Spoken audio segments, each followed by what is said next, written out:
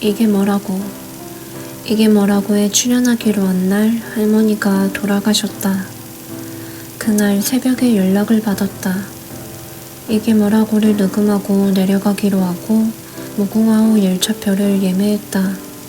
책을 내고 나서 한 달 정도는 홍보하느라 이곳저곳 바삐 돌아다니지만 그 기간이 지나면 다음 책을 쓰기 위해 다시 집에 틀어박힌다. 그때는 오히려 이제 동굴에 들어가야 한다고 각오를 단단히 하는 바람에 더 사람을 피하게 되고 용모도 추레해진다. 2017년 1월 20일이 한창 그럴 때였다. 녹음은 평이했다. 대체로 미리 보내준 대본에 따라 진행됐고 진행자들은 서글서글하고 예의 발랐다.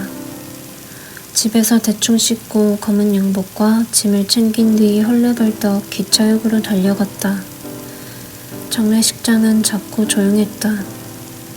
낮에는 빈소 안에 마련된 방에 앉아서 책을 읽거나 글을 쓰다가 문상객들이 오면 맞이했다. 나는 나흘간 장례식장 음식만 먹었고 가끔 냉장고에서 맥주를 꺼내 혼자 마셨다. 초등학교 입학을 앞둔 첫째 조카는 나를 의심스럽게 바라본다. 내 이름을 기억하기 어려워하는 조카들에게 내가 스스로를 그렇게 소개했다. 컨딱지 삼촌이라고 나를 부를 때마다 웃음이 터져 고개를 뒤로 젖히며 좋아한다. 사표를 낸 해에는 소설가로서 번 돈이 거의 없었다. 나는 인쇄로 먹고 살고 싶었다. 2017년 봄이 되자 그 결심이 아래서부터 흔들렸다. 2017년 7월부터 책 이게 뭐라고 진행을 맡기로 했다. 며칠 뒤 이태원의 한 스튜디오에서 프로필 사진을 촬영했다. 크고 다양한 음악이 나오는 스튜디오였다. 사진가가 카메라 셔터를 누를 때마다 커다란 모니터에 방금 찍은 사진이 떴다. 나는 그 이미지들을 프로필 사진으로 자주 활용했다. 쓰는 인간들의 영토가 사라지는 것은 어느 정도 현대 자본주의의 속성 때문이기도 하다고 나는 생각한다. 말하고 듣는 인간이 받아들이는 정보에는 언어 외에도 다양한 소음이 섞인다. 메신저나 소셜미디어를 이용할 때 우리는 그것이 읽고 쓰기보다는 말하고 듣는 것에 가깝다고 여기고 그런 비언어적 정보가 없으면 어색해한다. 그래서 이모티콘을 사용한다. 실은 감정과 욕망이야말로 비언어적 의사소통에 실리는 주된 메시지다. 백화점 인테리어는 점점 더 휘황찬란해지고 페이스북에는 점점 더 텍스트보다 이미지와 동영상이 많아진다. 시인들은 이 문제에 대해 어떻게 생각하는지 궁금하다. 2017년 7월 1일 합정역 근처 한 공연장에서 이게 뭐라고 공개 녹음을 진행했다. 꽤나 큰 행사였다. 그렇게 사람이 많이 모일 줄 몰랐다. 책 이게 뭐라고 시즌2 첫 회는 망했다. 못한 이유는 복합적이었다. 나는 대화에 서툰 인간이었다. 그 사실을 40대 중반에 팟캐스트 MC가 되고서 겨우 알았다. 나는 읽고 쓰듯이 말하고 들으려 하는 인간이었다. 나는 여전히 말하고 듣기를 배우는 중이다. 이것도 읽고 쓰기만큼이나 어려운 의사소통 기술임은 분명하다. 원래 오디오 방송을 좋아하는 편이 아니다. 사람 말소리를 피하려 한다.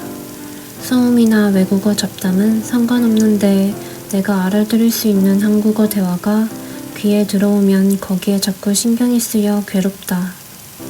독서 팟캐스트 진행을 맡게 되면서 혼자 다짐한 게 있다.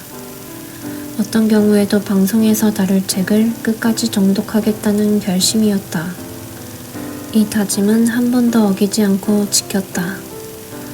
책 이게 뭐라고 시즌2 초반을 진행하는 동안 팟캐스트 청취자 게시판에 댓글을 자주 달았다. 방송을 너무 못해서 미안한 마음에 그렇게라도 성의를 보이고 싶었고 내가 들어야 할 비판이 게스트에게 향하는 것을 막고 싶었다. 팟캐스트 팀원들과 온라인 독서 토론을 하면서 어느 순간 예상치 못한 일이 일어났다. 처음에는 책 이야기가 우리 자신에 대한 이야기로 번지는 것에 당황했다. 그러다 머지않아 이게 여러 독서 모임에서 흔히 일어나는 현상이라는 사실을 알게 되었다. 책은 우리가 진지한 화제로 말하고 들을 수 있게 하는 매개체가 되어준다. 책은 우리의 대화가 뒷담화로 번지지 않게 하는 무게중심이 되어준다. 말하기와 듣기는 얼마나 믿을 만한 의사소통 수단인 걸까? 누군가를 판단하려면 그를 직접 만나서 이야기를 들어봐야 한다고 하는 이들이 있다. 1998년 서울. 나는 여름에 제대했다. 바로 복학을 하려면 할 수도 있었지만 그러기에는 왠지 억울해서 그냥 한 학기를 놀았다. 놀면서 아르바이트를 하고 혼자 영화를 보고 책을 읽었다. 책은 주로 집 근처 공공도서관에 가서 읽었는데 한 번 가면 하루 종일 머무르면서 SF와 추리소설을 닥치는 대로 읽었다. 사실 내게 진짜 두렵고 걱정스러운 일은 사람들이 문학을 떠나는 것이 아니다.